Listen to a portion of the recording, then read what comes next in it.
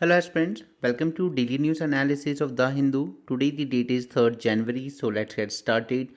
First news is with respect to the ongoing state by the Punjab farmers और उनके जो leader हैं mister Dallewal उनकी तबीयत को लेकर है but not important for our exam. Okay, now this is a serious issue now that state government chief minister is accusing the BSF that BSF is maligning image of her political party by allowing the infiltrators to enter through West Bengal. Okay, now ये आप अपने exam में किस तरीके से use कर सकते हो. Just single point that there should not be any politicization of security forces, right? And second is there should be no blame game between center and the states, right? Because national security, the sovereignty of India and security of India is a common issue for all of us, right? So just use this as a fodder material for your mains answer. Next is, now again this is another point that could be used as a fodder material when you're writing topic with respect to climate change. कल भी मैंने इसी के respect में कुछ बातें की थी किस तरीके से ये आज हमारी सोशल लाइफ को डिस्टर्ब करती है and in the long term ये हमारी इकोनॉमिक लाइफ को डिस्टर्ब करती है, क्योंकि आज जो बच्चियां स्कूल से ड्रॉप आउट कर रही हैं ड्यू टू ड्रॉट का हमने एग्जाम्पल देखा था बुंदेलखंड में, मराठवाड़ा, राजस्थान जैसे एरियाज़ में. ठीक है, वो आज बच्चों को स्कूल से ड्रॉप आउट करवा रही है अगर बच्चियों को, तो कल को उनकी इकोनॉमिक प्रोडक्टिविटी कम होगी, फिर वो मीनियल जॉब्स करती हुई नजर आएंगी. उसी तरीके से क्लाइमेट चेंज का एक और इम्पैक्ट है जो यहाँ पर बंगाल के रिस्पेक्ट में कहा गया है, बट ये हर जगह के लिए वर्ल्ड की एवरी कॉर्नर पर ये बात इक्वली लागू होती है कि क्लाइमेट चेंज की वजह से क्या हो रहा है. यहाँ पे कहीं सी लेवल राइज हो रहा है, कहीं पे एक्सट्रीम लेवल ड्रॉट आ रहे हैं, कहीं पे फ्लड्स आ रहे हैं. इन सब चीज़ों की वजह से क्या हो रहा है, there is a force migration. इसी के लिए हम लोग एक टर्म यूज करते हैं that is called as climate migrants, right. अब ये जो फोर्स माइग्रेशन होता है बिकॉज जहाँ रह रहे हैं वहाँ पे सिचुएशन अच्छी नहीं है, उस वजह से क्या होता है कि न्यू सिटी मूव करके या तो ये पावर्टी में फंस जाते हैं या फिर ये ट्रैफिकिंग में फंस जाते हैं.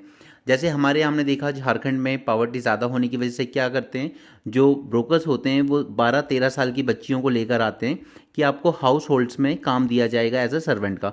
वहाँ तक भी ठीक है चलिए, लेकिन फिर यहाँ पे क्या होता है कि इनको काइंड ऑफ बॉन्डेड लेबर बना के रख लेते हैं दिल्ली, नोएडा सिटीज़ में, और उसके कुछ एग्जांपल्स हमने देखे भी थे जहाँ पर इन बच्चों पर फिजिकल टॉर्चर, अब्यूज़, असॉल्ट होता है, right. They are treated badly.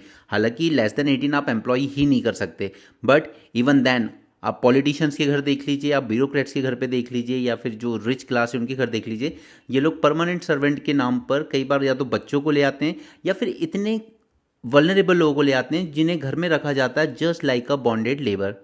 Okay, ये सारे एग्जांपल्स हम लोग टाइम टू टाइम डिस्कस करते रहते हैं.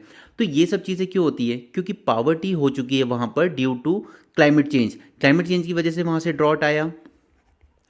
जिसके पास छोटा लैंड था 1 एकड़ 2 एकड़, उसको अल्टीमेटली क्या करना पड़ा, उसको सेल करना पड़ा एंड मूव करना पड़ा सिटीज़ की तरफ. एंड नाउ सिटीज़ की तरफ आके आप क्या करोगे, या तो आप एज अ लेबर वर्क कर सकते हो, लेकिन वो भी अगर फुल टाइम अवेलेबल नहीं है तो इसकी वजह से फिर बच्चों को जॉब वर्क में आना पड़ता है एंड फिर वो ट्रैफिकिंग जैसी सिचुएशन शुरू होती है. Now here I am not talking only about the trafficking for sexual purpose but also for work, okay, specially domestic works.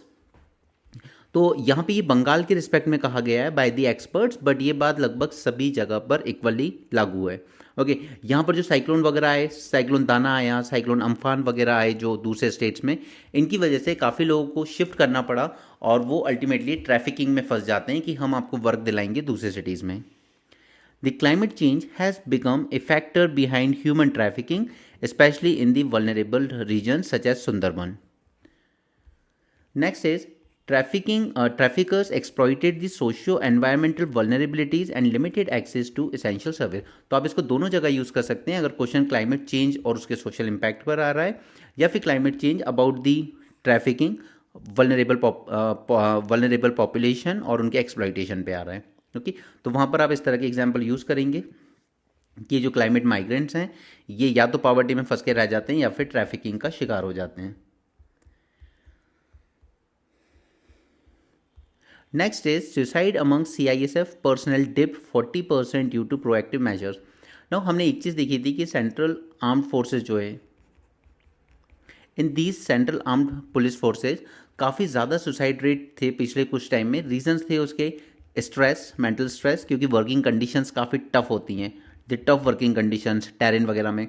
फिर कई बार फैमिली से काफ़ी दूर हो जाते हैं, साल में एक बार मुश्किल से छुट्टी मिलती है। दैट इज़ कई बार पे को लेकर कुछ इशू हो जाता है कि जितनी पे है उतने में, क्योंकि देखिए generally honestly, again don't take it personal, but कई बार इन सिक्योरिटी फोर्सेस में सीआरपीएफ वगैरह में जो लोग आते हैं वो उस तरह की फैमिली से आते हैं जहाँ एक इंसान पर ही पूरी फैमिली डिपेंड होती है, राइट। कई बार 10 लोग 12 लोग फैमिली के एक ही इंसान पर डिपेंड होते हैं, तो उसको कई बार लगता है कि उसकी ये जो एक तो कंडीशंस टफ हैं और उसके बाद जो पे मिल रही है वो भी उतनी सफिशिएंट नहीं होती है कि वो अपनी फैमिली को सस्टेन कर पाए, right. Sometime there is abuse by the colleagues और senior officers and so on. तो इन सब रीजंस की वजह से सेंट्रल आर्म्ड फोर्सेज में सुसाइड रेट काफ़ी ज़्यादा बढ़ रहा था पिछले कुछ टाइम में। अब इसको टैकल करने के लिए कुछ प्रोएक्टिव मेजर्स लिए गए। इन प्रोएक्टिव मेजर्स में क्या क्या हमने काम किया है वो ज़रूरी है, क्योंकि इसी को आप दूसरी जगह भी यूज़ कर सकते हैं। जैसे लास्ट ईयर मेंस में क्वेश्चन आया था about the increasing suicide rate among students, right. तो वहाँ भी हमें इसी तरह की चीज़ करनी होती है। जैसे इन लोगों ने क्या किया यहाँ पर, they held daily briefing and debriefing to promptly identify and address the sign of distress.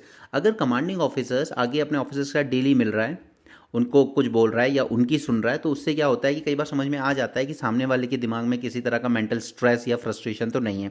तो 1-to-1 टॉक ज़रूरी हो जाती है। सेम चीज़ आप यूज़ कर सकते हैं स्टूडेंट्स के रिस्पेक्ट में, कि पेरेंट्स हो, टीचर्स हो या उनके मेंटोर्स हों, they need to have regular 1-to-1 interaction, ताकि बच्चे की मेंटल स्टेट को समझा जा सके, राइट। और अगर इस तरह के किसी भी तरह के साइन दिखें डिस्ट्रेस के, तो उसको प्रॉम्प्टली हैंडल किया जाए, right. That is first point. तो ये हम यहाँ से पिक कर सकते हैं। Second is online grievance portal. अब यहाँ पर क्योंकि ये जवान सब वर्क कर रहे हैं अलग अलग जगह पे, तो यहाँ पे एक ऑनलाइन ग्रीवांस पोर्टल बनाया गया, जहाँ पर जैसे आपने बॉर्डर मूवी में देखा होगा एक, कि किसी को छुट्टी चाहिए होती है लेकिन उसको वो बार बार आके पूछता है अपने कमांडिंग ऑफिसर से कि मेरी एप्लीकेशन का क्या हुआ, ठीक है। तो कई बार होता है कि हो सकता है आपकी एप्लीकेशन प्रोसेस हो रही है और हो भी जाएगी थोड़े दिन में, लेकिन आपको कोई आइडिया नहीं है, आप दूसरे पे डिपेंड है कि मुझे बताइए, ठीक है। उस वजह से कई बार इंसान फ्रस्ट्रेट होता रहता है अंदर ही अंदर कि पता नहीं मेरी एप्लीकेशन का क्या हो रहा है। बट एटलीस्ट यहाँ पर ये जो ग्रीवांस पोर्टल वगैरह बनाए गए हैं, यहाँ पे आप टाइमली मॉनिटर कर सकते हैं अपने ग्रीवांसेस को, और ये देख सकते हैं कि अभी मेरी एप्लीकेशन या मेरे ग्रीवांसेस किस लेवल पर पहुँचे हैं। जैसे कुछ टाइम पहले एक सीआरपीएफ जवान या आर्मी के जवान ने एक वीडियो बनाया था कि हमारा खाना यहाँ पे कितना गंदा बनाया जाता है, ठीक है, उसको लेके एक वीडियो बनाया गया था। तो इस तरह के जो ग्रीवांसेस हैं उनकी वजह से माइंड में फ्रस्ट्रेशन डेवलप ना हो, किसी तरह का पैनिक ना हो, तो उसके लिए ग्रीवांस फाइल किए हैं हमने, तो ऑनलाइन पोर्टल बना दिया, और साथ में आप ये भी ट्रेस कर सकते हो कि आपकी जो कंप्लेन एप्लीकेशन है वो कहाँ तक पहुँची है। नेक्स्ट इज, अब ग्रीवांसेज रजिस्टर करना one thing, but ensuring their timely resolution of grievances, this is also important. और दिस इज थर्ड पॉइंट। अब ये स्टूडेंट्स और अदर जगह पे भी जहाँ सुसाइड हो रहा है वहाँ पर भी ये पॉइंट इतना ही इंपॉर्टेंट हो जाता है कि ऑनलाइन ग्रीवांसेस के लिए कोई पोर्टल है आपके पास या नहीं, और फिर उसका टाइमली रेजोल्यूशन के लिए क्या प्रॉब्लम है, ठीक है। जैसे कई बार हो जाता है कि कॉलेज है, वहाँ पे बच्चा फीस नहीं जमा कर पा रहा है किसी वजह से, तो एटलीस्ट को अपने ग्रीवांसेस वहाँ पे एड्रेस करने के लिए मीडियम होना चाहिए। Fourth point is 24/7 counselling, 24/7 tele counselling and personal counselling अगर ज़रूरत पड़ती है तो, ठीक है। तो ये यहाँ पर भी किया गया और इसका नतीजा ये हुआ कि 40% तक हमें डिप देखने को मिला। अब ये चारों पॉइंट्स आप एज इट इज़ ही यूज़ कर सकते हैं, चाहे वो सुसाइड आपको किसी भी फील्ड में पूछ ली जाए, राइट। चाहे वो सुसाइड बढ़ रही है अमंग, आजकल मैन में भी बहुत ज़्यादा बढ़ गई है, मोस्टली तो डिवोर्स केस की वजह से हो रहा है वो सब, ठीक है। मैन में सुसाइड बढ़ रहा है, स्टूडेंट्स में सुसाइड्स बढ़ रहे हैं, तो ये देखिए सेम पॉइंट्स ही आपको अलग अलग जगह यूज़ करने होते हैं, यही आपसे ब्यूरोक्रेट्स की तरह एक्सपेक्ट भी किया जाता है। इट्स नॉट लाइक कि every problem have different solution, no, solutions are more or less same. The only thing you need to develop is that you need to learn from one area and use it into another domain, okay। और यहाँ पे NCRB की report भी देख लेते हैं। National suicide rate कितना है इंडिया में, 12.4 पर लैख पीपल, और इंडिया को suicide capital of the world भी कहा जाता है, ये 22 में था। हालांकि इंडिया के नेशनल एवरेज से कम हो गया है अब CSIF में सुसाइड रेट, दैट इज 9.87 पर लैख। रीजंस वही है, stress, prolong family separation and work related pressure. अब ये तीनों, क्या यही तीनों ऑप्शन आपको नहीं लगता कि कोटा में जो सुसाइड रेट बढ़े थे अभी उसमें भी वैलिड है ये? स्ट्रेस वहाँ भी है एग्ज़ाम का, फैमिली से भी आप दूर हो, कम्युनिकेट नहीं कर सकते उतना ज़्यादा, वन टू वन बैठ के बातें नहीं कर सकते, पेरेंट्स फ़ोन पे नहीं समझ पाते हैं कि बच्चे के माइंड में कितना स्ट्रेस है, ठीक है। Next is work related pressure, तो वो exam and study related pressure, ठीक है। तो सेम रीज़न सेम होंगे, सॉल्यूशन सेम होंगे। ओके, सो डोंट कि मैं हर टॉपिक को अलग अलग पढ़ूंगा, नो। आपको अपने माइंड को उस तरीके से फ्रेम करना है कि मैं किसी भी तरह के क्वेश्चन जो एक दूसरे से रिलेटेड हैं उनको हैंडल कर लूँगा। Okay, next is experts on GM crop panel to declare. No, you know कि GEAC ये क्या है? ये ministry of environment, forest and climate change के अंडर में बनाई जाने वाली एक कमेटी है जो अप्रूव करती है जीएम क्रॉप्स को, इनके यूज़ को। अब यहाँ पे क्या हुआ था कि एक बात बताइए कि यहाँ पे इस कमेटी में कुछ मेंबर्स अपॉइंट हुए हैं, ठीक है, 4 मेंबर्स बैठे हैं। अब सपोज कीजिए कि यहाँ पे जो मेंबर बैठा है उसको कोई जीएम क्रॉप्स के सीड बनाने वाली कंपनी ही फंड कर रही हो, राइट। ऐसा तो नहीं है ना कि यहाँ पे सारे ब्यूरोक्रेट से बैठे हैं। हो सकता है कि इस आदमी का कोई ना कोई एसोसिएशन रहा हो पहले उस प्राइवेट कंपनी से, जिसके सीट्स को लेकर ही डिसीजन लेना है GEAC को, इस कमेटी को डिसीजन इसी के रिस्पेक्ट में लेना है। लेकिन इस मेंबर को फंड किया गया है इस आदमी के द्वारा। हो सकता है कि ये आदमी रिसर्चर रहा हो, इसकी रिसर्च को कभी यूनिवर्सिटी लेवल पर इस कंपनी ने फंड किया हो, या फिर इस आदमी को ये अश्योर किया गया हो कि ठीक है आप यहाँ पे जाइए, हमारे फेवर में डिसीजन लाने में मदद कीजिए, इसके बाद जैसे ही आप रिटायर होंगे हम आपको अपनी कंपनी में एक बड़ी पोस्ट देंगे, जो रिलायंस करता है। मिनिस्ट्री ऑफ पेट्रोलियम के सभी सेक्रेटरीज रिटायर होकर रिलायंस में ही जॉब करते हैं आफ्टर रिटायरमेंट, हमारे so called secretaries, bureaucrats. Okay, Reliance ऐसे ही नहीं ग्रो हुआ है। नेक्स्ट इज कि हो सकता है या तो इसको पहले से ही ये आदमी यहाँ पे, जैसे अब हम लोग लेटरल एंट्री से क्या ला रहे हैं, एक्सपर्ट्स ला रहे हैं ना, लेटरल एंट्री से जो एक्सपर्ट्स आ रहे हैं, हो सकता है इन एक्सपर्ट्स का क्या है कि इनको करीब 30 ईयर्स का एक्सपीरियंस होता है प्राइवेट सेक्टर में। हो सकता है कि ये मेंबर पहले इसी प्राइवेट कंपनी में काम कर चुका हो, राइट, इसी का वर्कर एम्प्लॉय रहा हो पहले। तो ये तीनों पॉसिबिलिटी हो सकती हैं। लेकिन आज ये आदमी बैठा है GEAC में जो डिस्कस कर रहा है कि क्या इस कंपनी के द्वारा बनाए गए GM क्रॉप के सीड्स को हमें अप्रूवल देना है या नहीं देना है, राइट। अब ये तो एक मेंबर है, हो सकता है 2 इन्फ्लुएंस में हो, 3 इन्फ्लुएंस में हो, एक किसी बड़ी प्राइवेट कंपनी के। तो इनको हम कहते हैं कन्फ्लिक्ट ऑफ इंटरेस्ट, राइट, यानी कि आप न्यूट्रल नहीं हो। तो इसी को लेकर ये कहा गया है कि अब से इस GEAC में जो भी मेंबर्स बैठेंगे उन सबको डिक्लेयर करने होंगे अपने कन्फ्लिक्ट ऑफ इंटरेस्ट, यानी उनको बताना होगा पहले से कि हाँ मैं इस प्राइवेट फर्म के साथ काम कर चुका हूँ जिस कंपनी के सीट्स को हम डिस्कस करने वाले हैं। तो फिर ऐसे मेंबर को ऑप्ट आउट कर जाना चाहिए। क्या किसी प्राइवेट कंपनी ने जिसका मैटर आया हुआ है, क्या उसने कभी आपकी कोई रिसर्च फंड की थी, तो भी आप बाहर चले जाइए। और उसके बाद अगर ये है कि भैया हम आपको फ्यूचर में आफ्टर, जब आप इस कमेटी के मेंबरशिप से हट जाएंगे, क्योंकि लेटरल एंट्री से 3 साल के लिए आते हैं, 3 साल बाद हम आपको जॉब दे देंगे, तो वो चीज़ तो फिर एक ब्राइबरी जैसा हो जाता है, उसको पकड़ना आसान नहीं है। बट यहाँ पे ये एक्सपेक्ट किया जा रहा है कि ये लोग खुद डिक्लेयर करेंगे कि यार मैं इस मीटिंग से ऑप्ट आउट करना चाहूँगा, क्योंकि यहाँ पे जिस कंपनी के सीट्स डिस्कस हो रहे हैं उसी कंपनी ने मेरी रिसर्च फंड की थी पहले कभी, ठीक है, या इसी कंपनी में मैं पहले वर्क कर चुका हूँ, राइट। तो ऐसे में आपसे एक्सपेक्ट किया जाता है कि आप इस कमेटी की मेंबरशिप से हट जाएंगे, right. Union ministry of environment, forest and climate change has amended the rules governing the selection of experts to GEAC, कि जो रेगुलेट करती है GM सीट्स को इंडिया में। An expert member with direct और indirect association with a matter, जो भी matter discuss किया जा रहा है उससे डायरेक्टली या इनडायरेक्टली अगर आप कनेक्टेड हो तो। क्योंकि ये इस तरह का केस हुआ है पहले 2013 में, where one of the member of this technical expert committee appointed by the court ran an organisation. अब ये आदमी एक ऑर्गेनाइजेशन चला रहा था जिसको फंड कौन कर रहा था, मॉन्सेंटो, वही कंपनी जिसके सीट्स पर डिसीजन लेना था इस कमेटी को, राइट। यानी कि मैं अपनी कोई एक कंपनी चलाता हूँ या ऑर्गेनाइजेशन चला रहा हूँ, मेरी कंपनी को फंड एक दूसरी कंपनी कर रही है, और जो कंपनी फंड कर रही है यहाँ पे मॉन्सेंटो, इसी को लेकर तो डिस्कशन हो रहा है आज GEAC में, राइट। और मैं यहाँ पे मेंबर बना बैठा हूँ, जबकि मेरा ऑर्गेनाइजेशन इसी कंपनी से फंडिंग लेता है अपने वर्क के लिए।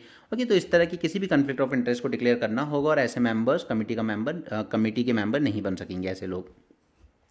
Infrastructure gap in Indian schools, तो ये तो हम सब जानते हैं। इवन आपने UPSC के जो सेंटर्स मिलते हैं वो भी अगर आप देखोगे तो बहुत बुरे हाल में रहते हैं। लगता नहीं है कि यहाँ पे क्या पढ़ाई होगी और क्या ये बच्चे बन पाएंगे।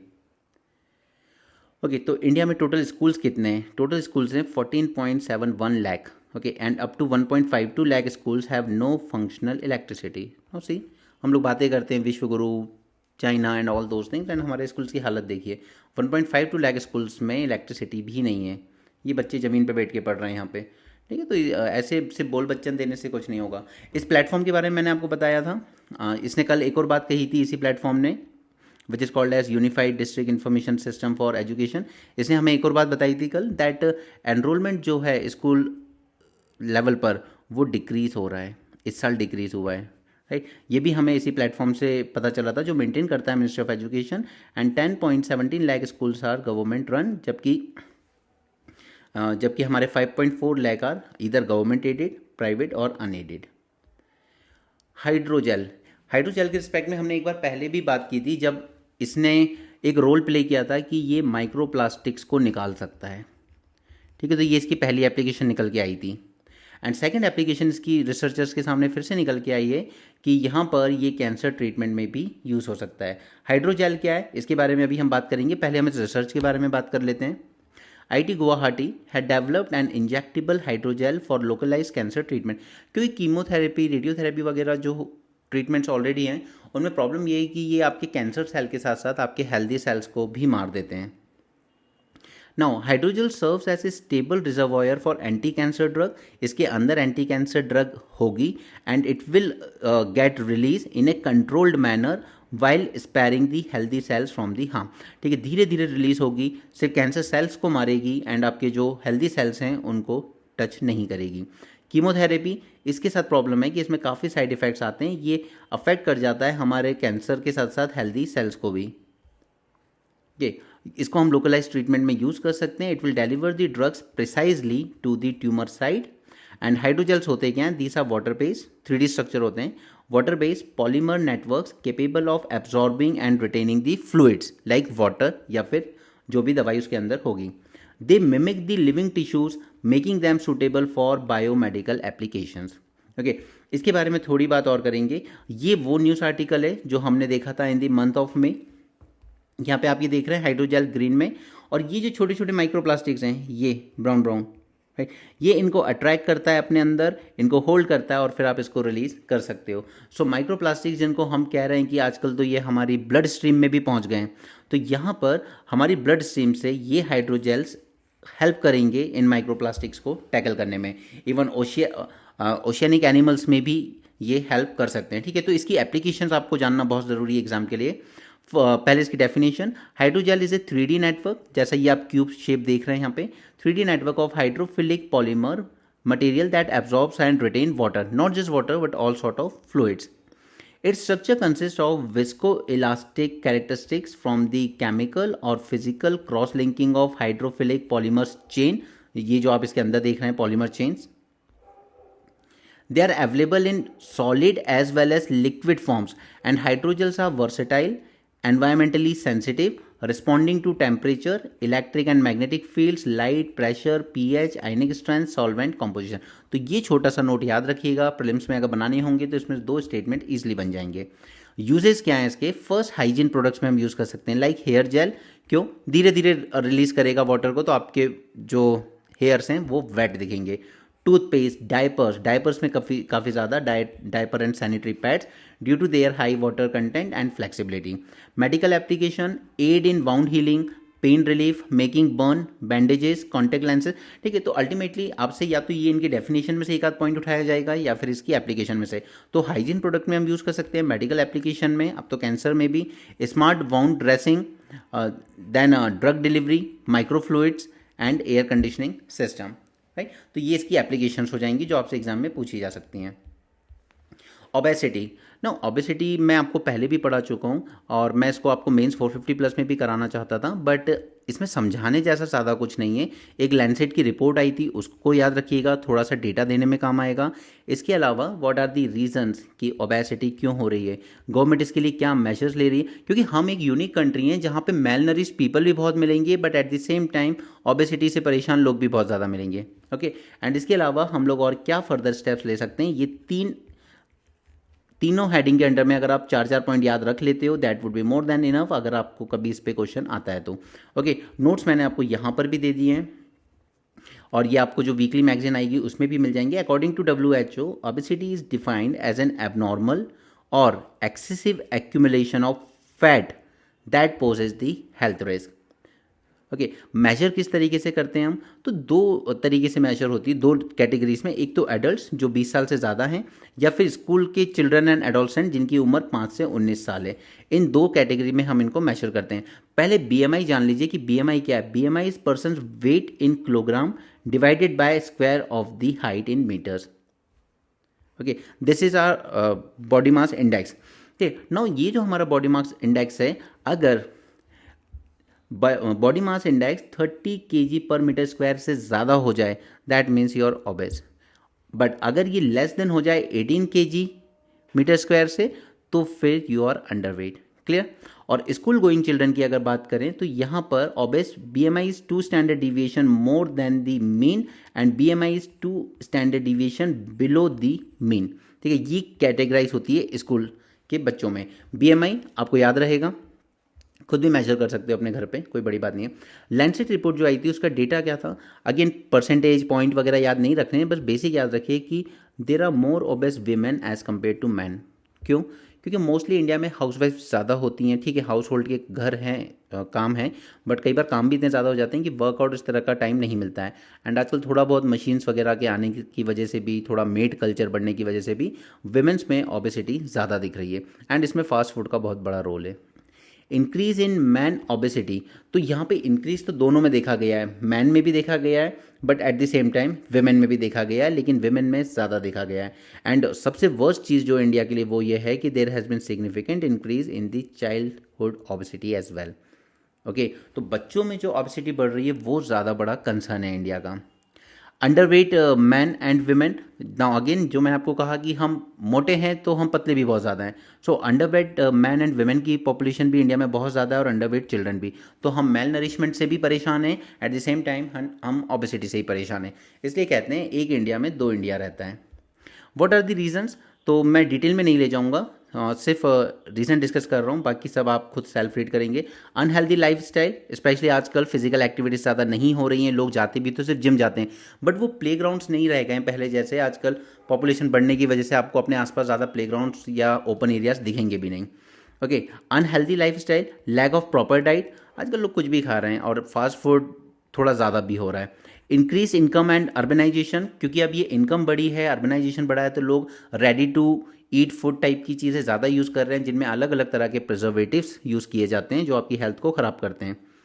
आपने देखा होगा ओल्ड पुराने टाइम में चाहे वो पापड़ हो, अचार हो, ये सब चीज़ें घर पे बनती थी, बट अब ना तो वो टाइम है उतना और ना ही लोग करना चाहते हैं। Lack of awareness among the people, growth of ultra processed food industry and obesity no longer dependent on economic capacity, गरीबों में भी हो जाती है वो। क्यों? क्योंकि समोसा हर कोई खा रहा है, पकोड़ा हर कोई खा रहा है रोड साइड पर। नेगेटिव इम्पैक्ट, एक तो इंडिविजुअल की हेल्थ खराब करते हैं, और रिस्क बढ़ता है नॉन कम्युनिकेबल डिसीजेस का।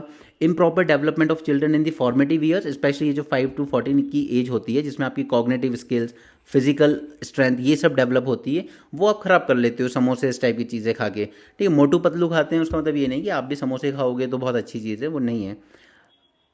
साइकोसोशल इम्पैक्ट, फिर वो बॉडी शेमिंग, स्टिग्मा और ये सब चीज़ें आ जाती हैं तो वो आपकी साइकोलॉजी को अफेक्ट करती हैं लॉन्ग टर्म में।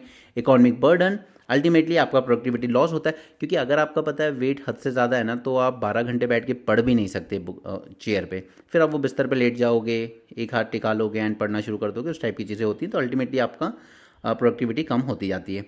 पब्लिक हेल्थ चैलेंज बनता जा रहा है इंडिया के लिए। Non communicable disease such as diabetes, cancer, hypertension, cardiovascular disease सब क्यों हो रही है? मेजर रीज़न है bad lifestyle.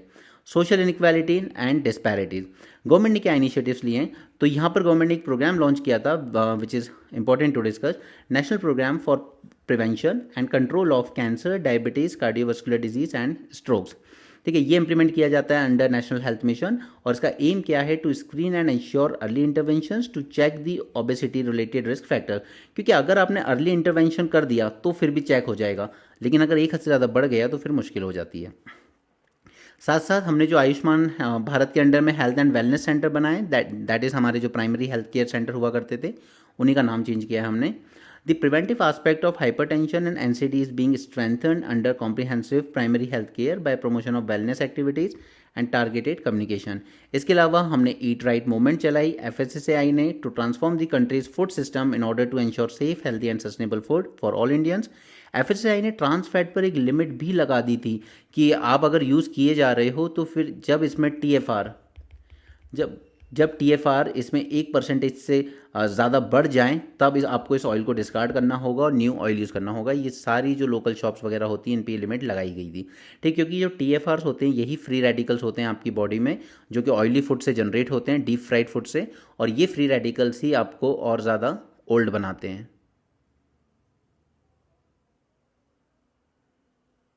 Okay, next is FSS labelling and display regulation. Then further steps आप सेल्फ रीड कर लीजिएगा इसमें। Okay, I am not giving that time, just a second please.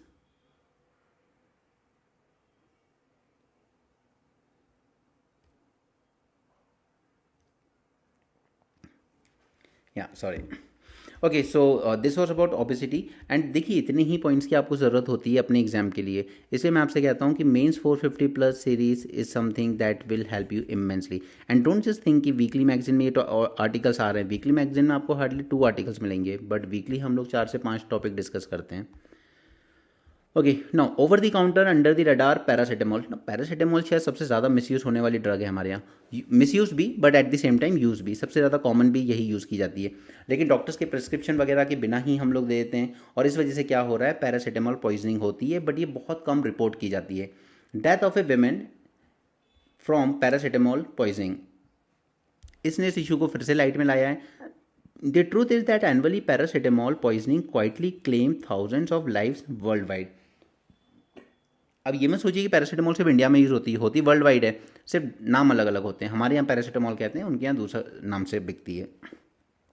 The estimates are limited by lack of available data from many countries particular in Asia South America.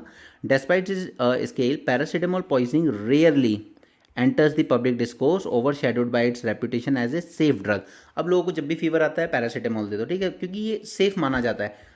US Japan में इसका अलग नाम है एसिटामाइनोफेन, हमारे यहाँ पैरासीटामोल कहते हैं हम लोग। ना ये हमें रिलीफ किस तरीके से प्रोवाइड करती है, ये हमारे ब्रेन पे भी इम्पैक्ट करती है। That it relieves pain by acting on brain central nervous system by inhibiting the production of prostaglandins, sorry my apology, prostaglandins, ठीक है। अब ये क्या होता है, these are chemical messengers that amplify pain, क्योंकि ये इन्हीं का प्रोडक्शन रोक देता है तो फिर आपको पेन फील नहीं होता है, ठीक है। जैसे हम लोग कहते हैं पेन हो रहा है, पैरासीटामोल ले लेते हैं, हेडेक हो रहा है, तो वहाँ पर ये इनके प्रोडक्शन को ही रोक देगा, ताकि आप, क्योंकि यही होते हैं जो पेन को और एम्पलीफाई करते हैं, लेकिन इनके प्रोडक्शन को ये रोक देता है, इसलिए आपको रिलीफ मिलती है। Similarly paracetamol targets the hypothalamus, the brains heart regulating centre for fever reduction. Okay, तो यहाँ पर पैरासीटामोल का जो ओवर यूज़ हो रहा है, अब इसमें अगेन यहाँ पे आपकी काम का कुछ नहीं है एग्जाम पॉइंट ऑफ व्यू से। दी ओनली थिंग इज कि रेगुलेशन प्रॉपर नहीं है इंडिया में इन दवाइयों का। ओवर द काउंटर सेल हो रही है, बिना प्रेस्क्रिप्शन के हो रही हैं, और जितना डोज अलाउ होता है एक ह्यूमन बॉडी को, उससे ज़्यादा तादाद में लोग ले लेते हैं, क्योंकि लोग हमेशा इस दवाई को घर पे रखते ही हैं अपने, ठीक है। दूसरा रीज़न क्या है, अवेयरनेस। लोगों में वो अवेयरनेस है, लोगों को लगता है कि ठीक है सेफ ड्रग है, और ये परसेप्शन बना है ओवर द ईयर कि पैरासीटामोल बहुत सेफ ड्रग्स है, बट ऐसा भी नहीं है। और अल्टीमेटली फिर ये क्या करती है, हमारे अंदर एंटी माइक्रोबियल रेजिस्टेंस डेवलप करती है इन दी लॉन्ग टर्म, कि उसके बाद आप पैरासीटामोल वगैरह लेते भी हो तो फिर वो आपकी बॉडी पे उतनी इफेक्टिवली असर नहीं करती है, और वो असर कम करती है तो फिर आप और ज़्यादा लेने लगते हो, राइट। इस तरीके से पहला इसका रेगुलेशन हमें स्ट्रेंथन करने की ज़रूरत है कि ऐसे over the counter without prescription sale नहीं होना चाहिए। दूसरा, पब्लिक में अवेयरनेस जनरेट करने की ज़रूरत है कि आप हद से ज़्यादा भी अगर लेंगे तो एंटी माइक्रोबियल रेजिस्टेंस डेवलप कर लेगी आपकी बॉडी, एंड फिर ये दवाई उतनी इफेक्टिव नहीं रह जाएगी, राइट। सिर्फ ये 2 पॉइंट्स यहाँ से आप जो काम के पिक कर सकते हैं। आगे चलते हैं हम। ओबेसिटी को तैयार रखिएगा, यू नेवर नो एग्जाम में कब आ जाए। ये तो मनमोहन सिंह पे हम इस पर बात नहीं कर रहे, तो उसमें ऐसा कुछ काम का नहीं है। Forces of ideas, the Islamic State must not be allowed to regain foothold in the West Asia. तो इस्लामिक स्टेट का अब तक मैंने आपको बताया कि ये जब ओरिजिन हुआ इसका इराक एंड सीरिया में। तो वहाँ पर क्या थे, एक कुर्द फोर्सेस चल रही थी। इस कुर्द फोर्सेस को यूएसए ने सपोर्ट किया कि फाइट करो आईसिस के अगेंस्ट, और आईसिस को ऑलमोस्ट वहाँ से हटा दिया गया, ठीक है, यूएसए की मदद से। लेकिन ये कुर्द जो लोग हैं, इनकी पीपल, इनकी एथनिसिटी के लोग फैले हुए हैं अलग अलग टेरिटरी में, जैसे सीरिया, टर्की, ईरान, इराक, इन सब जगहों पे फैली हुई है इनके लोग। और वो कहते हैं कि हमें अपना एक आज़ाद देश चाहिए। अब इनको अगर एक आज़ाद देश दिया जाए तो इन चारों कंट्री से थोड़ी थोड़ी टेरिटरी जाएगी। अब हुआ क्या, यहाँ पे सीरिया में असद रिजीम फॉल हुई। अब इसमें बहुत सारे रेबल ग्रुप्स, ऑर्गेनाइजेशंस लड़े आपस में, ठीक है, इस रिजीम को कोलैप्स करने के लिए। अब रिजीम तो कोलैप्स हो गई, लेकिन सारे रेबल ग्रुप्स तो राउंड टेबल पे बैठे हुए हैं, बात कर रहे हैं। लेकिन इन्होंने क्या किया, ये जो कुर्द फोर्सेस हैं इनको नहीं बुलाया किसी भी तरह के नेगोशिएशन में। अब क्या कर रहा है, क्योंकि अगर आज ये सीरिया में अपनी एक टेरिटरी ले लेंगे कुर्द, तो ये कल को टर्की वाला एरिया भी मांगेंगे। तो टर्की क्या कर रहा है, टर्की इन सभी रेबल्स को सपोर्ट कर रहा है कि आप लोग नेगोशिएशन कीजिए, सरकार बनाइए, कुछ कीजिए, लेकिन इन कुर्द्स को पूरी तरीके से सब्जुगेट कीजिए। अब प्रॉब्लम यह है कि कुर्द्स को सपोर्ट रहा है हमेशा से यूएसए का। अगर कुर्द्स यहाँ पे कमज़ोर पड़ते हैं, यानी कि इस्लामिक स्टेट, इस टेररिस्ट ऑर्गेनाइजेशन का फिर से एक राइज देखने को मिलेगा। और इसी का राइज कल देखने को मिला जब एक आदमी ने यूएसए में फायरिंग इंसिडेंट की और करीब 15 लोग मारे गए। और उसने, उसकी जब फेसबुक पोस्ट वगैरह की इन्वेस्टिगेशन की गई तो उसमें देखा गया कि ये इस्लामिक स्टेट की आइडियोलॉजी से इंस्पायर था। ओके, इसीलिए इस इस्लामिक स्टेट को यहीं पे ख़त्म करना पूरी तरीके से ज़रूरी है। और इसके अगेंस्ट सबसे बेस्ट फाइटर साबित हुए थे these Kurd forces. Okay, so USA चाहता है कि ये कुर्द फोर्सेस स्ट्रांग रहें, जबकि टर्की चाहता है कि कुर्द्स को पूरी तरीके से सब्जुगेट किया जाए, डिस्ट्रॉय किया जाए, और वो इसके लिए रेबल्स को सपोर्ट करता है। अब आयरनी ये है कि दोनों, टर्की और यूएसए, अलग अलग ग्रुप्स को सपोर्ट कर रहे हैं, बट ये दोनों ही नाटो के मेंबर्स हैं। Right, this is the irony. Reflections as the world grows more polarise, world polarise हो रहा है, एंड यू नेवर नो कि ये वॉर्स कहाँ तक जाएंगी। अब ये तो अभी तो सिर्फ शुरू हुई हैं। ओके, यूपीएससी में कहाँ का रेलेवेंस है इस टॉपिक का आप सेल्फ रीड कर लीजिएगा, I am not going into that. No, what you mean by this polarisation, polarisation means और डिवीजन होते जा रहे हैं वर्ल्ड के, ठीक है, अपनी अपनी आइडियोलॉजी पे बेस्ड, अपनी बिलीफ्स, ओपिनियन, इंटरेस्ट पे based. Polarisation refers to division into sharply distinct opposites where opinions, beliefs and interests become concentrated at opposing extremes। ठीक है, या तो आप साथ हो या आप अगेंस्ट में हो, न्यूट्रल जैसा कुछ नहीं रह जाता इसमें। तो पोलराइजेशन वर्ल्ड का बढ़ता जा रहा है। Polarisation is significant aspect of modern life. देखिए, आजकल वही हमारे यहाँ जो बीजेपी है उसकी यही प्रॉब्लम है, ठीक है, कि अगर आप बीजेपी को क्वेश्चन कर रहे हो तो वो इस तरीके से शो करते हैं कि आप हिंदुइज्म को क्वेश्चन कर रहे हो, ठीक है, आप नेशनलिज्म को क्वेश्चन कर रहे हो। नहीं यार, ऐसा नहीं है, हम बीजेपी को क्वेश्चन कर रहे हैं क्योंकि आपके टाइम में पेपर लीक्स बहुत ज़्यादा हो रहे हैं, ठीक है, आपके टाइम में गवर्नमेंट जॉब्स बहुत ज़्यादा कम हो गई हैं, आपके टाइम में प्राइवेट सेक्टर भी जॉब जनरेट नहीं कर पा रहे हैं। हम आपको इसके लिए क्वेश्चन कर रहे हैं। आप बार बार कह देते हो कि बीजेपी को क्वेश्चन करना यानी कि आप हिंदू नहीं हो, ठीक है, बीजेपी क्वेश्चन करना आप तो देशद्रोही हो, ठीक है। तो ये इस तरह की चीज़ नहीं हो सकती, क्योंकि एक मॉडर्न लाइफ में पोलराइज यानी कि opposite ideas, opposite believes, opposite opinions, ये एग्जिस्ट करते हैं एक सोसाइटी में, right, in the modern world. सभी एक तरह नहीं सोच सकते ना। We are India, we are not Saudi Arabia कि एक जैसा सोचिए सब लोग, ठीक है। एक डेमोक्रेटिक सोसाइटी में हमेशा पोलराइज ओपिनियंस रहेंगे और रहने भी चाहिए। Polarization is a significant aspect of modern life, affecting the political, cultural, and social realms. It has been widely discussed in public discourse and amplified by the media, societal interaction. But आज आप क्या देखते हैं medias में कि एक anchor बैठा हुआ है, उसके आसपास कोई बीजेपी वाला बैठा हुआ है, कोई कांग्रेस वाला, कोई एंड सो ऑन। बीजेपी वाला जब बोलेगा तो इस एंकर के चेहरे पे बड़ी मुस्कुराहट होती है। लेकिन अगर मान लो आईएनसी या किसी और आदमी ने काउंटर कर दिया इस आदमी को, या बीजेपी के अगेंस्ट कुछ बोल दिया, तो एंकर का मुंह बन जाता है। आप ऑब्जर्व कर लीजिएगा, ठीक है। बहुत से एंकर्स हैं, तिहाड़ी हैं वहाँ पे गुल्लू है, इन सब के मुंह बन जाते हैं अगर, क्योंकि उनको लगता है कि हम जिस पार्टी को सपोर्ट कर रहे हैं या हमें लगता है कि ये पार्टी अच्छी है, बस उसी को सच कहा जाए, क्योंकि ऐसा नहीं है। आजकल पोलराइज ओपिनियन के लिए जगह रह नहीं गई है। Polarisation in USA, Donald Trump's victory in 16 and 24 presidential election, this heightened discussion around the divided United States. और इनफैक्ट यहाँ पर ये जो पोलराइजेशन वर्ड है इसको चूज़ भी किया गया था 2024 में as a word of the year. तो ये बताता है कि 2024 में अगर पोलराइजेशन एक इंपॉर्टेंट वर्ड की तरह चूज़ किया जा रहा है, दैट मीन्स ये वर्ड कितना ज़्यादा सेंट्रल हो चुका है। Factors contributing to, just a minute, let me mute this.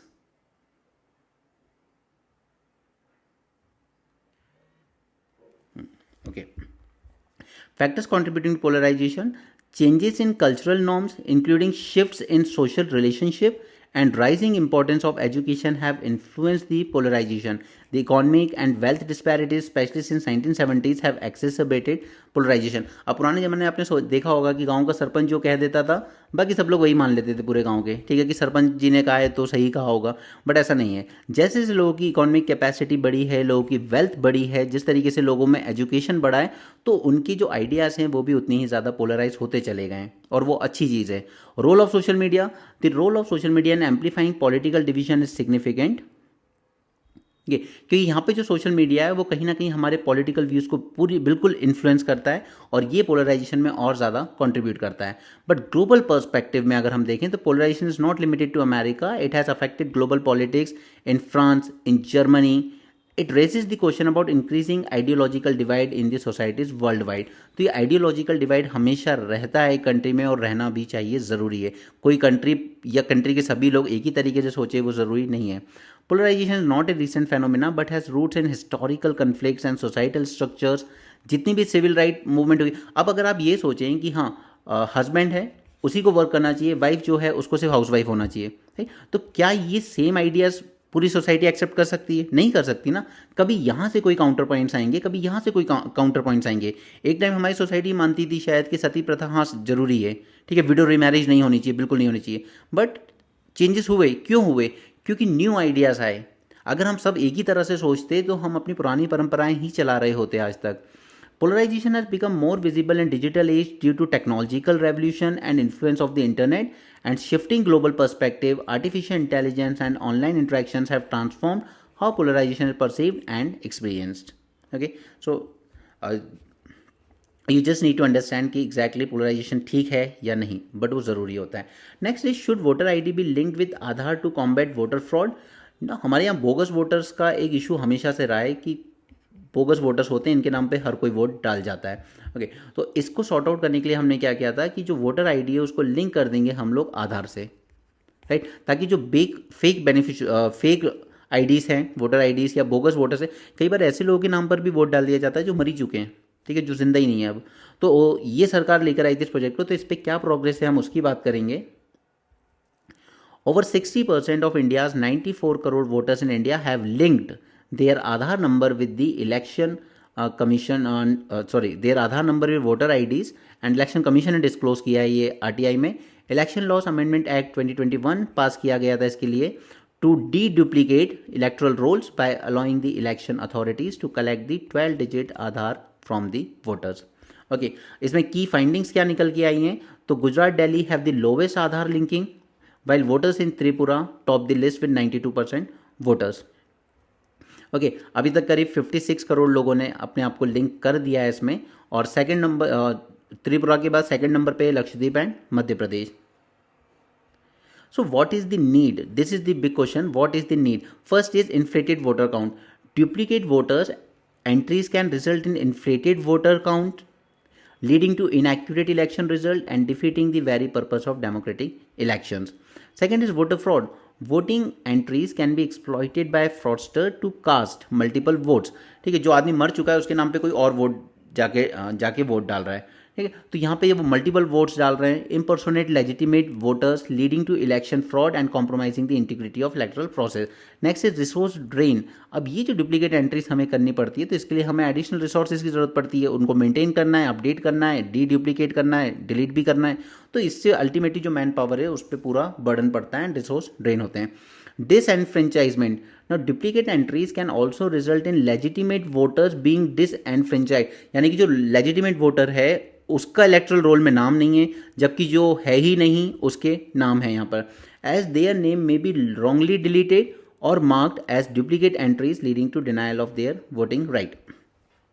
Lack of trust. Duplicate voters entries can erode public trust in the electoral process and this can lead to doubts about the fairness and transparency of the election। But इसमें कुछ legal challenges भी हैं क्योंकि हमारे जो electoral rolls हैं वो inaccurate होते हैं and it can lead to legal challenges and disputes leading to delays in the announcement of election results and uncertainty about the outcome of the election. और यही अभी रिसेंटली हुआ है जब इलेक्शन कमीशन ऑफ इंडिया ने government को क्या recommend किया कि आप इससे रिलेटेड सारे डॉक्यूमेंट्स पब्लिक को एक्सेस देने की ज़रूरत नहीं है, ठीक है, सिर्फ कैंडिडेट्स को दे दिए जाएंगे। So what are the issues in this linking? दो इश्यूज हैं। फर्स्ट इज कि आपकी right to privacy. As the election laws amendment act 2021 propose by the government chalks out exemptions for the government from the purview of the same, ठीक है, government को इसमें से exemption दिया गया है। It is now enable to misuse the critical information that government को जो मिलेगी आधार और वोटर आईडी के लिंकेज से। Such a linkage will give the demographic information which has been link to Aadhaar being link to voter database to the government, क्योंकि इसी आधार पे based आप गवर्नमेंट की काफ़ी सारी स्कीम्स ले रहे हैं, राइट। और गवर्नमेंट के पास पूरा डेटा है। और इसी ये हुआ था कि हरियाणा में मैंने आपको बताया था, महाराष्ट्र में मैंने आपको बताया था एग्जाम्पल, कि लोगों के मोबाइल पे एसएमएस आ रहे हैं कि आपको बीजेपी से ये फ़ायदा मिला है, आपको बीजेपी की स्कीम में वो फ़ायदा मिला है, इसलिए आप बीजेपी को ही वोट देंगे, राइट। तो यहाँ पे आपकी प्राइवेसी तो वाइल हार्म होने का रिस्क है, गवर्नमेंट इसको मिसयूज कर सकती है। आधार और second is Aadhaar is not a proof of citizenship. अब देखिए वोट तो सिर्फ सिटीजन ही दे सकते हैं, लेकिन आधार 2018 में यूपीएससी ने क्वेश्चन नहीं पूछा था, उसमें एग्जैक्ट यही स्टेटमेंट था कि it can be use as a proof of citizenship. No, it can be use as a proof of residence, कि मैं इंडिया में रहता हूँ, not as a proof of citizenship. अब जब जो आधार कार्ड सिटीजनशिप का प्रूफ ही नहीं है उसको आप वोटर आईडी से जोड़ रहे हो, जो कि सिर्फ आपके सिटीजन ही दे सकते हैं। Right to vote is one of the most sacred rights and can not be denied if a person lacks an Aadhaar card. The preference for Aadhaar for the purpose of determining voter is puzzling as Aadhaar is only proof of residence not a proof of citizenship. Okay, तो इसमें हम लोग और further क्या कर सकते हैं? First is कि हम इसको लिंक करके एटलीस्ट एलिमिनेट तो कर सकते हैं डुप्लीकेट एंट्रीज को, but we need to ensure that each voter has a unique identity. Second is data analytics. Use of data analytics can help election authorities to identify duplicate entries by comparing voter list with other database such as PAN, driving licence and passport. ठीक है, तो सिर्फ आधार के अकेले से नहीं, आप इसको क्रॉस चेक कीजिए with the PAN, driving licence and passport etcetera. इसके अलावा वोटर एजुकेशन इसमें बहुत इंपॉर्टेंट होगा और रेगुलर अपडेशन ज़रूरी होता है यहाँ पर लिस्ट का, ताकि वो एक्यूरेट हो और अप टू डेट हो।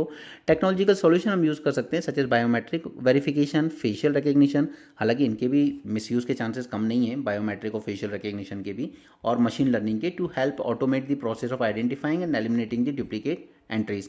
Legal action. Election authorities can take legal action against individuals found to have created or facilitated duplicate entries which can act as a deterrent। But ये ईजी नहीं होता है, आप ऐसे एक एक करके नहीं आइडेंटिफाई कर सकते किसी को, ये सब हमारे काम का नहीं है। लेकिन हाँ, ये हमारे बहुत काम का है। पनामा ट्रीटी फुलिश, इसको ट्रंप ने कहा है कि बहुत ही फुलिश थी। तो पहले तो थोड़ा सा मैप देख लीजिए यहाँ पर, इधर देखिए, ये है हमारा नॉर्थ कॉन्टिनेंट, नॉर्थ अमेरिका, ये है साउथ अमेरिका। अब प्रॉब्लम ये होती थी कि अगर यहाँ पे यूएसए को अपनी इस वेस्ट कोस्ट से कोई ट्रेड करना है अपनी ही ईस्ट कोस्ट की तरफ, या सपोज कीजिए कि वहाँ से उसको ट्रेड करना है इधर यूरोप की तरफ, जैसे यूरोप को आजकल काफ़ी सारा गैस सप्लाई किया जा रहा है, ओके। तो इस तरीके से अगर कुछ ट्रेड करना है तो प्रॉब्लम ये थी कि यूएसए को इस तरफ से पूरा घूम के जाना पड़ता था, ओके, टिल 19th सेंचुरी। तो उन्हें कुछ ऐसा चाहिए था रूट जो यहाँ से निकल के, अगर यहाँ से कोई शिप चला है तो वो यहाँ से निकल के सीधे यूरोप पहुँच जाए, ना कि इधर से पूरा घूम के जाएगा और फिर इधर पहुँचेगा, राइट। तो इस ट्रेड रूट को कम करने के लिए इन्होंने क्या किया, यहाँ पर जो एक पनामा नाम की कंट्री है वहाँ से ये एक कैनाल बना दिया, ठीक है, this is Panama canal, right. और इसी का फिर एक और ना, यहाँ पर ये बनाया यूएस ने था, लेकिन उसके बाद यूएस ने ये हैंड ओवर कर दिया था पनामा को, क्योंकि उन्हीं की सॉवरेन कंट्री थी, उन्हीं में बनाया गया था, तो यूएस ने इसको बाद में हैंड ओवर कर दिया था। बट साथ में दो राइट्स लिए थे कि यूएस शिप्स को प्रेफरेंस दिया जाएगा यहाँ पर, एंड सेकेंड इज कि यूएस की जो मिलिट्री यानी कि नेवल शिप्स होगी, ठीक है, वो जब भी चाहेगी उसको इसका एक्सेस हमेशा करने दिया जाएगा, कभी डिनाई नहीं किया जाएगा, even in case of war, right. ये दो कंडीशन के साथ यूएसए ने ये हैंड ओवर कर दिया पनामा को कि ये कैनाल आप ऑपरेट कीजिए। उसके बाद फिर निकारागुआ, उसने भी कहा कि यार हमें भी बनाना चाहिए, क्योंकि यहाँ से बहुत सारा ट्रेड पास होता है, ठीक है, अच्छी खासी ट्रांजिट फी मिलती है, इनकम होती है। तो उन्होंने भी यहाँ पे एक प्रपोज किया कि हम यहाँ से एक पनामा एक कैनाल बनाएंगे, ठीक है। This is country called as Nicaragua, और ये है इतना बड़ा लेक निकारागुआ। अब लेक का क्या इंपॉर्टेंट रोल है और कैसे दो लेक में ड्रॉट आने की वजह से, पनामा में ड्रॉट आया और उस वजह से यहाँ पर ये पनामा कैनाल में शिप्स नहीं जा पाई। अब इस वजह से क्या हुआ कि ड्रॉट की वजह से नंबर ऑफ शिप्स कम हो गई, ठीक है, कि कम शिप्स निकल पाएंगी क्योंकि पानी कम है लेक्स में, जो अंदर दो लेक बने हुए हैं, मैं भी बताऊंगा उसके बारे में, ठीक है। अब शिप कम हो गई, कम शिप्स को दिया जा रहा है पास, तो इसकी वजह से जो ट्रांजिट फी थी वो इंक्रीज हो गई, और ये दो बात यूएसए को पसंद नहीं आई, ठीक है। This is first reason. Second reason is कि पनामा ने ज्वाइन किया चाइना का बेल्ट एंड रोड इनिशिएटिव। अब चाइना को ये लगता है कि यहाँ पर सॉरी ट्रंप को ये लगता है कि यहाँ पे चाइनीज़ प्रेजेंस उनके लिए ठीक नहीं है, ठीक है। यहाँ पे चाइनीज़ मैन पावर होगी, वो इसको मैनेज करेंगी, वो कल इसको डोमिनेट करेंगी, उसकी डेट ट्रैप डिप्लोमेसी हम जानते ही हैं, ठीक है। तो यूएसए इस बात को लेके बड़ा टेंशन में है कि बेल्ट एंड रोड इनिशिएटिव क्यों ज्वाइन किया पनामा ने। तो ये दो रीज़न है जिसने इस बात को ट्रिगर किया, और ट्रंप ने कहा कि ये फुलिश था कि हमने ये पनामा कैनाल इनको वापस दे दिया। अब यहाँ पर एक और चीज़ है, ये दो लेक्स, गाटून लेक एंड मिराफ्लोर्स लेक, इन दोनों में ड्रॉट आने की वजह से यहाँ वाटर नहीं था, इस वजह से नंबर ऑफ शिप्स कम कर दिए गए, ट्रांजिट फी बढ़ा दी गई, और ये बात यूएसए को पसंद नहीं आई। अब ये पनामा कैनाल किस तरीके से फंक्शन करता है ये जानने के लिए आप एक बार पहले इस क्लिप को देखिए, फिर हम वापस आते हैं।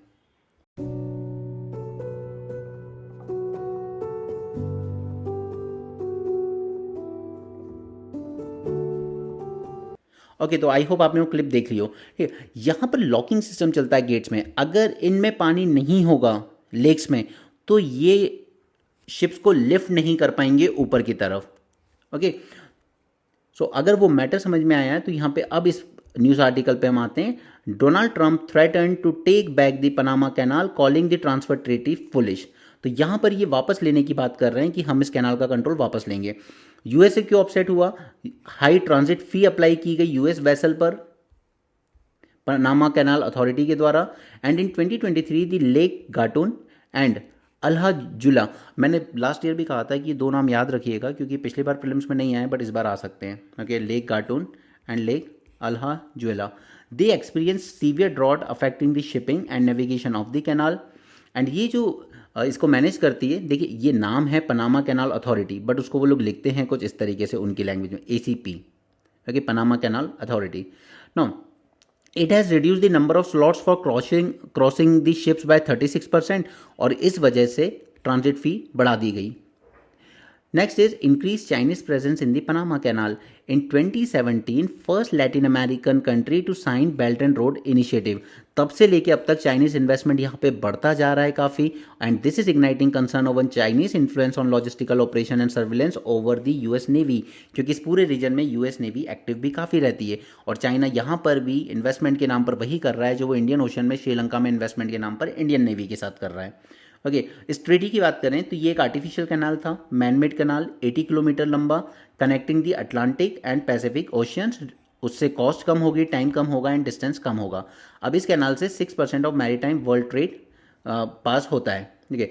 The canal symbolize the US technical progress and economic power. वो भी कब? उस वक्त 1914 में। ये दिखाता है कि यूएस की टेक्नोलॉजिकल पावर कितनी हाई थी उसी वक्त। ये ओपन किया गया 1914 में, उसके बाद दो वर्ल्ड वॉर हो गई और इसको यूएस ने अपने कंट्रोल में ही रखा टिल 1999। उसके बाद इसने इसको हैंड ओवर कर दिया पनामा को under Torrijos Carter treaties. But under this treaty US had the right to defend the neutrality of the canal, यानी कि कोई और कंट्री इसको कंट्रोल नहीं कर सकती, ठीक है, न्यूट्रल रहेगा ये कैनाल हमेशा, and have the priority passage in military emergency. अगर वॉर का टाइम आएगा तो सबसे पहले प्रायोरिटी दी जाएगी अमेरिकन शिप्स को यहाँ से पास होने की। Panama will look for international support to reaffirm its sovereignty. अब अगर अमेरिका इसको ज़बरदस्ती लेना चाहे तो क्या कर सकता है पनामा? फाइट तो नहीं कर सकता, सपने में भी नहीं कर सकता इनफैक्ट, ओके। लेकिन वो इंटरनेशनल सपोर्ट ज़रूर देख सकता है कि मैं न्यूट्रल रहूँगा, चाइना का इन्फ्लुएंस यहाँ नहीं बढ़ेगा। देखिए आज वर्ल्ड में ऐसी कोई बात ही नहीं है जो चाइना के बिना हो जाए, कहीं भी नहीं। जहाँ सब कुछ है वहाँ चाइना है, ओके। बाकी आई डोंट थिंक कि आज और कुछ काम का है इतना न्यूज़ में, ओके। यहाँ पर एक और चीज़ है, office demand outpace the supply in the key hubs. तो अब इसको आप पॉजिटिव ले लो चाहे नेगेटिव ले लो। पॉजिटिव ये कि हमारा मार्केट वाइब्रेंट हो रहा है, राइट, कि ऑफिस स्पेस की डिमांड वगैरह बढ़ रही है, शायद बिजनेस ग्रो कर रहे हैं, न्यू स्टार्टअप्स वगैरह आ रहे हैं, यानी कि हमारी इकॉनमी कहीं ना कहीं इकॉनमी में डिमांड है, इसलिए न्यू लोग, स्टार्टअप्स, इन्वेस्टमेंट, ये सब चीज़ें आ रही है। तो आप इसको पॉजिटिवली भी देख सकते हो। नेगेटिव ये है कि नेगेटिव में इससे डिमांड ज़्यादा होने की वजह से रेंटल कॉस्ट बढ़ जाती है। अब रेंटल बढ़ गया यानी कि मेरा एक खर्चा तो पहले ही आ गया इनकम होने से पहले, इस वजह से कॉस्ट ऑफ बिजनेस इंक्रीज होती है, और जो न्यू वेंचर्स होते हैं उनके पास वो इकॉनमी ऑफ स्केल नहीं आ पाती है, और न्यू स्टार्टअप्स उतनी जल्दी सक्सेसफुल नहीं हो पाते। और शायद यही रीज़न भी है कि इंडिया में काफ़ी ज़्यादा स्टार्टअप शुरू तो होते हैं लेकिन बंद भी हो जाते हैं बहुत जल्द। Okay, India's key office markets, they are witnessing the higher demand for premium workspaces than the new supply, and this will lead to drop in the vacancy rate as well as rise in the rentals during 2025. तो ये तो अच्छी बात है कि vacancy rate में drop होगा, but obviously बात है कि रेंटल इनकम भी बढ़ेगी। नेक्स्ट इज, अब ये पॉइंट आप यूज़ कीजिएगा जब हमने एक और टॉपिक किया था कि जो वर्क कल्चर है इंडिया का वो बहुत ज़्यादा है, जैसे नारायण मूर्ति जी कहते हैं 72 आवर्स वर्क करना चाहिए। तो इससे क्या हो रहा है, आपकी हेल्थ ख़राब हो रही है, आपकी फैमिली लाइफ डिस्टर्ब हो रही है, ठीक है, और स्ट्रेस बढ़ रहा है, सुसाइड रेट बढ़ रहे हैं एंड ऑल दोस थिंग। तो इसके लिए क्या कर सकते हैं, offices are evolving into a vibrant community hubs. That means they are focusing on employ wellbeing, open areas बनाए जा रहे हैं, फिटनेस फैसिलिटीज़ बनाई जाती है कैंपस में, वेलनेस जोन बनाए जाते हैं, and which is integral to creating an ecosystem where work force thrive both professionally and personally. तो ये आप एक सजेशन की तरह यूज़ कर सकते हैं जब बात आती है। मैंने आपके साथ एक 20 मिनट सेशन किया भी था इस पर कि किस तरीके से ये जो इंडिया का वर्क कल्चर है वो काफ़ी एक्सप्लॉइटेटिव है। Okay, China slaps sanctions on US firms over Taiwan arms sale, ये चलता रहता है इनका। ताइवान अमेरिका से आर्म्स खरीदता रहता है, फिर चाइना उनकी फर्म्स को सैंक्शन करता है and so on. US army veteran who killed 15 yesterday was inspired by Islamic State ideology, ठीक है, name was Shamsuddin Jabbar. Jabbar posted videos online expressing the inspiration from the Islamic State. इसलिए Islamic State का पूरा खात्मा होना ज़रूरी है। तो ये बात टर्की को समझनी होगी। 27 Europe bound migrants die as boats capsize off Tunisia. तो अगेन मेडिटेरेनियन सी में काफ़ी ज़्यादा लोगों की डेथ हो रही है, क्योंकि मेडिटेरेनियन सी के अक्रॉस क्या है, वो सब नॉर्थ अफ्रीकन कंट्रीज़ हैं, right, Libya and all those things, और उस वजह से ये लोग ट्रैवल करते हैं। लेकिन इनको ट्रैवल करके ला कौन रहा है, इनको लेके आ रहे हैं ये ट्रैफिकर्स, स्मगलर्स, राइट, क्योंकि ये यूरोपियन कंट्रीज़ में जनरल जो इमिग्रेशन पॉलिसी थोड़ी लिबरल है इस वजह से। लेकिन ये सब क्योंकि ये ट्रैफिकर स्मगलर्स के थ्रू आते हैं, लॉफुली तो आ नहीं रहे, तो ये इधर उधर बोट से आना शुरू करते हैं और कई बार ये बोट्स डूब जाती हैं। और इसलिए मेडिटेरेनियन सी में आपको याद होगा एक छोटे बच्चे की पोस्ट पानी में से डूबते हुए उसकी लाश निकली थी, राइट। तो मेडिटेरेनियन सी में काफ़ी डेथ होती है। और थोड़े दिन पहले हमने एक और न्यूज़ देखी थी जहाँ पे हमने बात की थी कि जो कैरिबियन सी है उसमें भी काफ़ी सारे लोगों की डेथ होती है जो क्रॉस करके यूएसए में आने की कोशिश करते हैं, बट इसका डेटा ज़्यादा रखती नहीं है कोई भी एनजीओस वगैरह। बट यूरोप में मेडिटेरेनियन सी के अक्रॉस इस तरह का डेटा बहुत रखा जाता है। और इसी से रिलेटेड ये भी है, UK plan to impose curbs on the people smuggler. ये जो स्मगलिंग कर करके लोगों को ला रहे हैं ना यूरोप में दूसरी कंट्रीज से, इन पर कुछ कर्व लगाने के लिए यूके भी ट्राई कर रहा है। People smugglers could face travel ban and swift social media and mobile phone curbs to reduce the cross channel migrant arrival by the boat. Okay, बाकी सब स्पोर्ट्स न्यूज़ है, so that's it for this session, and do join the prelims revision series and mains 450+ program for your holistic preparation. That's it for this session. Thanks for joining. Have a great day and keep learning.